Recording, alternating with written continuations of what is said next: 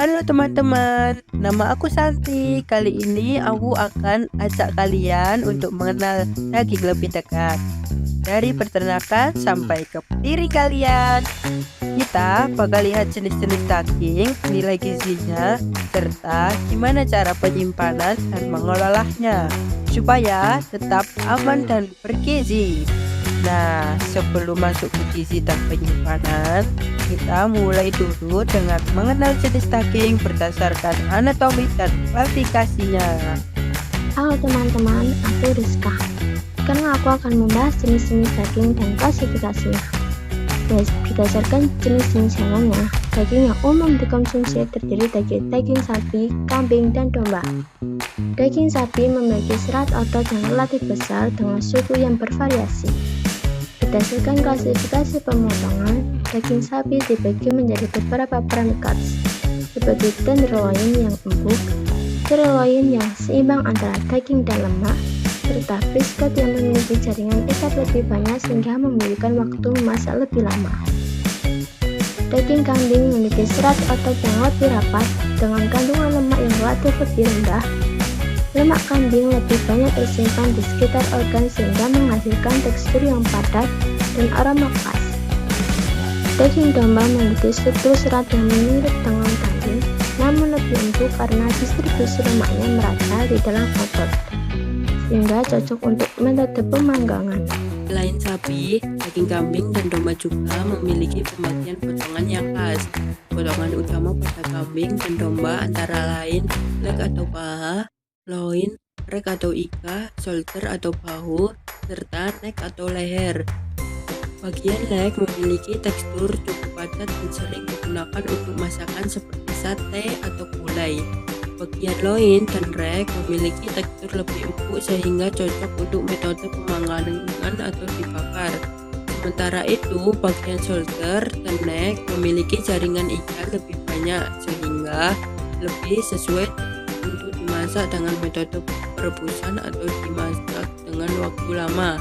Perbedaan struktur fisik dan klasifikasi potongan daging ini sangat mempengaruhi metode pengelolaan selama pemasakan serta cita rasa akhir daging.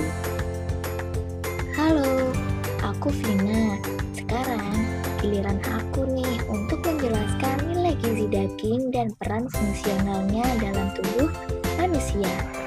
Daging sapi dan daging kambing merupakan sumber protein hewani berkualitas tinggi karena mengandung asam amino esensial yang lengkap. Secara fungsional, protein berperan dalam pembentukan dan perbaikan jaringan tubuh, termasuk otot, kulit, dan organ.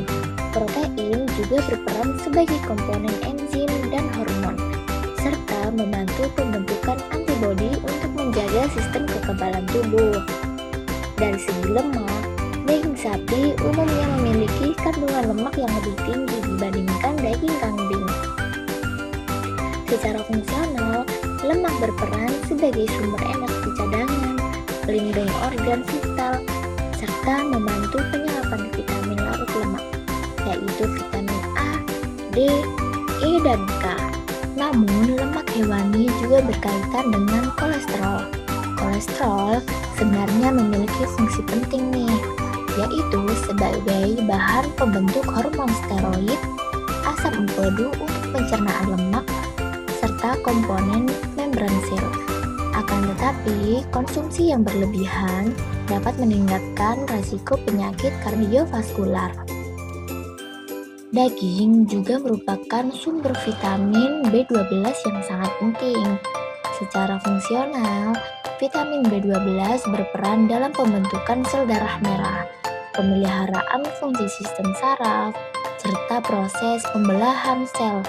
Kekurangan vitamin B12 bisa menyebabkan anemia, megaloblastik, dan gangguan saraf.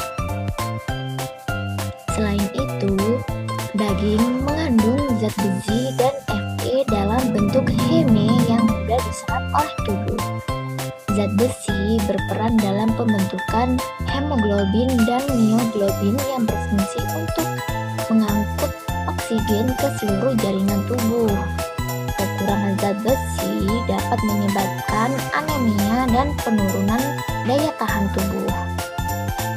Daging juga mengandung mineral zinc atau seng secara fungsional. Zinc berperan dalam menjaga sistem imun, mendukung proses penyembuhan, pertumbuhan sel, serta fungsi enzim dalam metabolisme tubuh. Dengan demikian, daging memiliki peran penting dalam penunjang pertumbuhan kesehatan. Halo semuanya, aku Cindy. Sekarang aku akan membahas kerusakan daging dan cara penyimpanannya. Daging mudah rusak jika tidak ditangani dengan baik. Kerusakan bisa disebabkan oleh mikroorganisme seperti bakteri pembusuk, serta reaksi kimia seperti oksidasi lemak.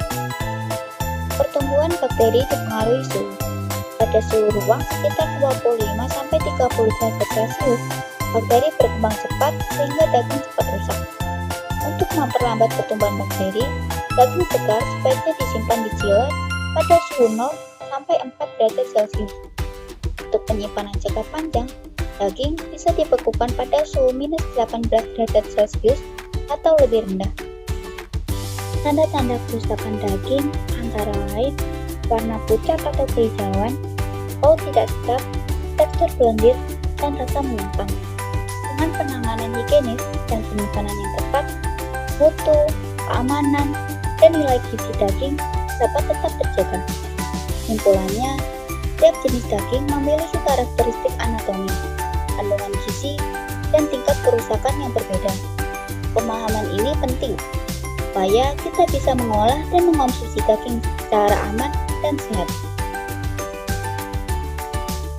Terima kasih sudah menonton video edukasi kita teman-teman. Semoga sekarang kalian jauh lebih paham tentang jenis-jenis daging, nilai gizinya, serta cara menyimpan dan mengolahnya dengan benar. Ingat ya, memilih potongan daging yang tepat dan menyimpannya pada suhu yang sesuai itu penting supaya daging tetap aman, lezat, dan bergizi.